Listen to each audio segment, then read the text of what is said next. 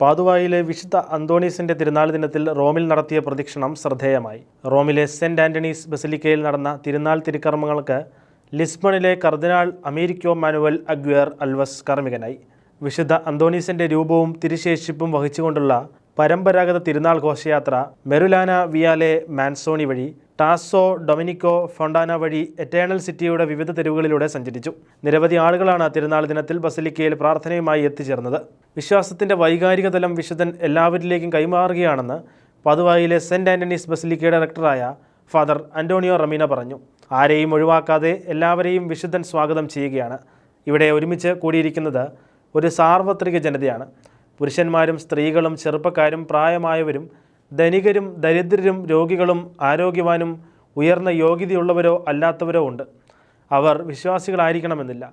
ആളുകൾ ഈ പോർച്ചുഗീസ് വിശുദ്ധനെ നോക്കുന്നത് എല്ലാറ്റിനും ഉപരിയായി ആശ്വാസത്തിനും പിന്തുണയ്ക്കും വേണ്ടിയാണെന്നും ഫാദർ അന്റോണിയോ കൂട്ടിച്ചേർത്തു. നിരവധി ഫ്രാൻസിസ്കൻ വൈദികരും തിരുനാൾ ആചരണത്തിൽ പങ്കെടുക്കുവാൻ റോമിലെ സെന്റ് ആന്റണീസ് ബസിലിക്കയിൽ എത്തിയിരുന്നു.